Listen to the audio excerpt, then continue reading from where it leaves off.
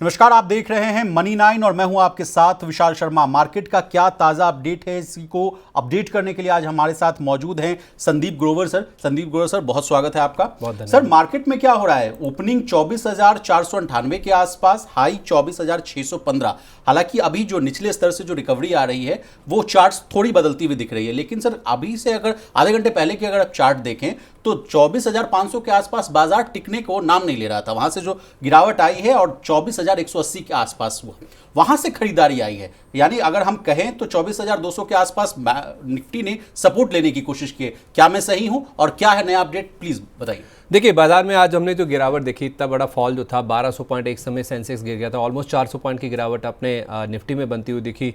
और कल की वीकली एक्सपायरी के बाद हमने ये जो मूव देखा है, उसके पीछे 3-4 फैक्टर्स हैं जो कि बाजार को कहीं ना कहीं back of the mind pinch करते हुए नजर आ रहे हैं, जिस वजह से हम देख रहे हैं कि बाजार में जो मंदड़िए हैं या फिर जो बिकवाली करने वाले लोग हैं वो हावी होते हुए नजर आ रहे हैं। 3-4 फैक्टर्स की अगर हम बात करें तो उसमें आरबीआई भी आप जोड़ सकते हैं, चाइना भी जोड़ सकते हैं और कुछ हद तक आप चाहें तो इसमें यूएस को भी जोड़ सकते हैं।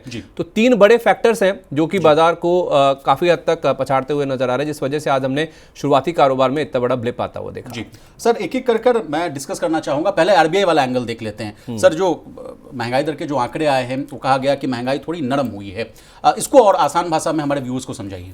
देखिए, महंगाई का जो नंबर है उसको आप दोनों तरह से देख सकते हैं। कोई कह रहा है कि नंबर घटकर आया है, वो उससे खुश है, लेकिन डिटेल्स आप देखेंगे तो जैसे कहते हैं ना कि details devil lies in the detail. तो आप अगर डिटेल देखेंगे तो आपको शायद कुछ चिंताएं भी नजर आएंगी, जो कि कहीं ना कहीं बाजार में जो रेट सेंसिटिव सेक्टर्स हैं, चाहे वो रियल्टी हुआ, चाहे वो पीएसयू बैंक्स हुए, ओवरऑल बैंक्स की बात कर लें, उस पर हावी होते हुए दिखा है। अब आपके सामने कुछ आंकड़े रखता हूं। देखिए, आप कहेंगे कि 6.25% वाली महंगाई जो कि 14 महीने की ऊंचाई पर पहुंच गई थी अक्टूबर महीने में, वो ईज ऑफ हुई है। 5.5% पर नंबर आया, 5.48% टू बी प्रिसाइज। बाजार यही मान के चल रहा था 5.5% पर नंबर आएगा, हूबहू वैसा ही नंबर आता हुआ दिखा।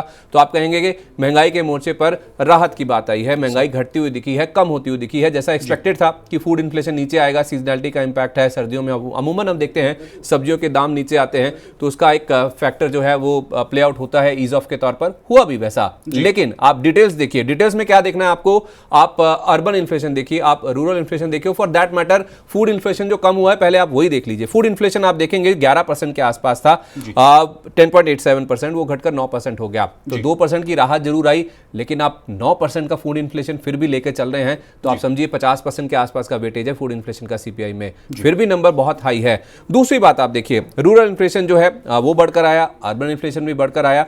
रूरल इन्फ्लेशन 6.68% था अक्टूबर में, वो बढ़कर 9% के पार चला गया, और जो 5.6% का आपका अर्बन इन्फ्लेशन था वो बढ़कर 5.9% पर पहुंचता हुआ दिखा। तो आप देखिए, दोनों तरफ से जो आपकी खपत है, चाहे वो रूरल या फिर जो अर्बन, दोनों पर ही मार पड़ती हुई दिखी है, तो उसका असर तो आपकी इकोनॉमी पे दिखेगा।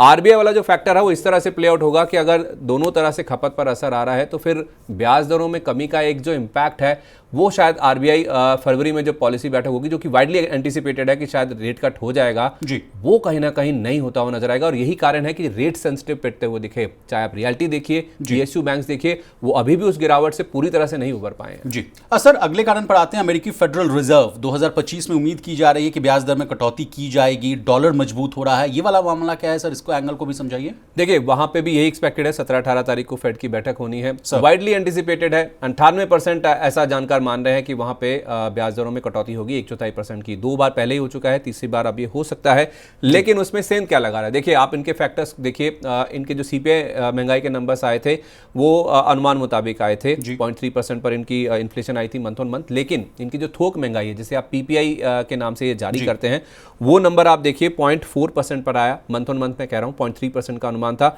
और साल दर साल भी देखेंगे तो 2.6% एक्सपेक्टेड था, 3% के नंबर आए।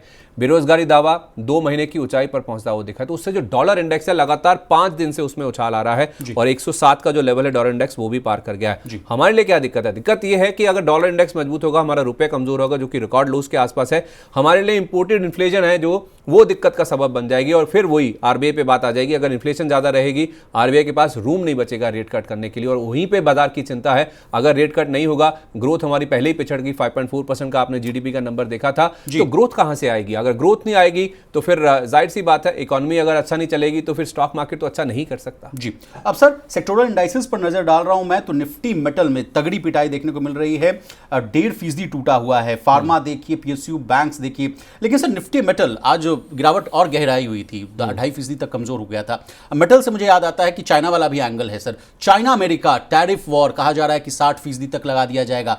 ये भी क्या बाजार की टेंशन है या नहीं है? टेंशन तो है, हालांकि इसमें क्लैरिटी नहीं है। ट्रम्प साहब 20 तारीख को आएंगे जनवरी में, तब क्लैरिटी आएगी, लेकिन उन्होंने अंदेशे साफ तौर पे दे दिए। और चाइना के लिए दिक्कत की बात है कि चाइना एक जायंट है, मैमथ है, एक हाथी को मूव करना है, उसको तेज दौड़ाना है तो आपको स्टिमुलस देना पड़ेगा, उसमें एम्पेटस देना पड़ेगा। वो एम्बिग्यूटी बहुत है उसमें, आप देखेंगे तो क्लैरिटी नहीं है। इन्होंने एक कॉन्फ्रेंस भी करी थी 11-12 तारीख को, इनकी एक annual central economic work conference थी, क्लोज डोर मीटिंग थी, कुछ ज़्यादा खास उसमें से बाहर आना नहीं था, लेकिन बाजार ऐसा मान के चल रहा था कि शायद कुछ स्टिमुलस की बातचीत इसमें हो सकती है।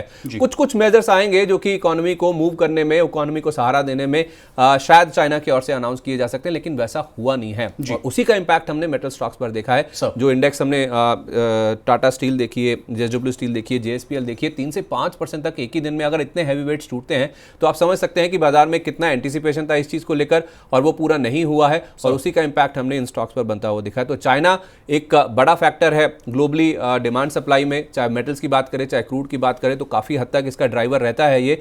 अगर वहाँ पे स्टिमुलस को लेकर कोई क्लैरिटी नहीं आती है, क्योंकि बहुत सारा पैसा आपको याद होगा पिछले कुछ महीनों में शिफ्ट हुआ भी था, इंडिया से भी पैसा निकलकर चाइना में गया था, लेकिन वो स्टिमुलस मेजर्स, वो जो अनाउंसमेंट है, वो राहत पैकेज बड़ी मात्रा में या फिर बड़े पैमाने पर नहीं निकल के सामने आ रहा है, जो कि बड़ी चिंता का विषय है। और चाइना दुनिया भर में, अगर आप देखें दुनिया भर की इकोनॉमी में एक बड़ा पहलू है, एक बड़ा फैक्टर है जो कि काफ़ी चीज़ों को ड्राइव करता है। सर अंतिम में शो को वाइंड अप करेंगे, एफआईआईज के आंकड़ों पर भी आपसे चर्चा करना चाहेंगे। 11-12 तारीख के अगर आप आंकड़ों को देखिए तो 4,500 करोड़ से अधिक की बिकवाली है, 4,500 करोड़।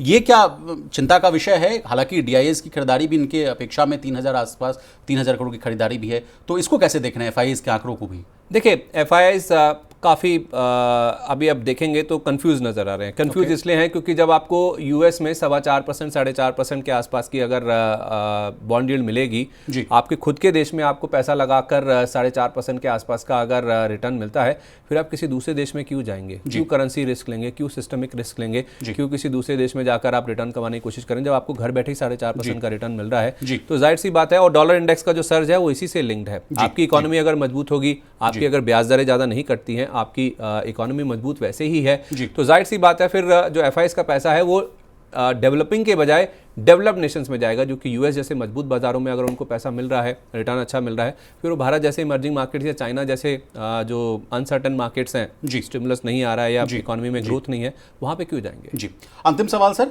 24,536 के आसपास अभी निफ्टी है। अगर अभी कोई निवेशक ट्रेडर मुझे देख रहा हो, मनी9 को देख रहा हो, तो वो उसको क्या करने की सलाह होगी? देखिए आज सुबह भी हम जब शो कर रहे थे, ओपनिंग बज में हमारी बातचीत हो रही थी Lakshmi Shri investment and securities के हेड ऑफ रिसर्च अंशुल जी से। उनका ये कहना था कि जब तक 24,297 नहीं टूटता है, हालांकि वो लेवल भी टूट गया पर वो उसके नीचे क्लोजिंग नहीं हुई। आप देखिए नीचे लेवल से शानदार रिकवरी देखने को, वो कह भी रहे थे कि बाजार में कंसोलिडेशन का फेज देखने को मिला है। कल भी एफआईआईज ने 3,500 करोड़ रुपए से ज्यादा की बिकवाली की है, तो वो number back of the mind है, कहीं ना कहीं आपको पिंच कर रहा है कि एफआईआईज हर हाई लेवल्स पे प्रॉफिट बुकिंग करने की कोशिश कर रहे हैं। लेकिन हाँ, बाजार में लो लेवल से रिकवरी भी हो रही है, क्योंकि डीआईएस का पुश लगातार है, हमारा जो एसआईपी का नंबर है वो लगातार बाजार में आ ही रहा है, तो वो एक बड़ा एम्पेटस है जो कि मिल रहा है। और दूसरी बात ये भी है, मैं हमेशा से एक चीज को मेंटेन करता हूं, अगर किसी को इमर्जिंग मार्केट्स में आना है, किसी को अगर रिकवरी को, किसी ग्रोथ को चेस करना है या रिटर्न को चेस करना है, तो भारत को वो कभी नहीं छोड़ सकते। अगर विदेशी निवेशक हैं तो भारत जैसे इमर्जिंग मार्केट्स को कभी नहीं छोड़ा जा सकता। तो कोई भी बड़ा डिप आता है, कोई भी गिरावट आती है, तो लो लेवल से हम देख रहे हैं कि बाजार में रिकवरी देखने को मिली, जैसा कि आज हमने लो लेवल से देखा भी। जी अंतिम सवाल संदीप सर, निफ्टी बैंक को भी लेकर, निफ्टी से ज्यादा कमजोर निफ्टी बैंक दिख रहा है सर, 52,990 के आसपास ट्रेड, 227 अंकों की गिरावट। निफ्टी बैंक पर भी क्या किया जाए? देखिए निफ्टी बैंक की जहां तक बात है तो उसमें प्रॉब्लम ये है, जैसे मैंने कहा आरबीआई वाली, अगर रेट कट नहीं होता है तो बैंकों के लिए कोई मुंह छुपाने के लिए कोई जगह नहीं बचती है, वो वाली दिक्कत की बात है। और हैवी वेट्स खास तौर पे अगर आप देखेंगे, एचडीएफसी बैंक देखिए, एसबीआई देखिए, इनमें रनअप बहुत शार्प देखने को मिल चुका है। कहीं ना कहीं ये फैक्टर इन हो चुका है कि ब्याज दरें घटती हुई नजर आएंगी, खासतौर पे जो नए आरबीआई गवर्नर आए हैं उसके बाद तो ये और भी ज्यादा होप्स ड्राइव हो रही है कि फेब में शायद एक रेट कट की गुंजाइश भारतीय इकोनॉमी बन रही है। 11 बार से हम वेट कर रहे हैं, रेपो रेट स्थिर है 6.5% पर, तो उस लिहाज से अगर रेट कट नहीं होता है और बैंकों में वैसे भी जो सेविंग्स की चिंता है, जो डिपॉजिट की चिंता है, वो तो है ही है। HDFC बैंक जैसे बैंक को आप देखिए, उनकी जो CDR है अलार्मिंग रेट पे है, तो वो अगर नहीं होता है तो फिर बैंकों के लिए काफ़ी चिंता की बात है। और वैसे भी आप देखें जो रीसेंट लोज हमने बनाए थे, वहाँ से रिकवरी काफ़ी शार्प हो गई। और जैसे मैंने कहा, FIs लगातार हाई लेवल्स पे प्रॉफिट बुकिंग की कोशिश कर रहे हैं, तो बैंक निफ्टी हो सकता है ज़्यादा आपको प्रेशर में दिखे। अगर HDFC बैंक, SBI जैसे जो दिग्गज हैं, अगर वो पिछड़ जाते हैं तो फिर बैंक निफ्टी के लिए रिकवरी करना थोड़ा मुश्किल हो जाएगा। बहुत शुक्रिया संदीप सर। आगे भी अगर आपको मार्केट से जुड़ी हुई कोई भी ताज़ा तरीन खबरों को देखना हो तो प्लीज़ हमारे साथ बने रहिए और देखते रहिए मनी नाइन।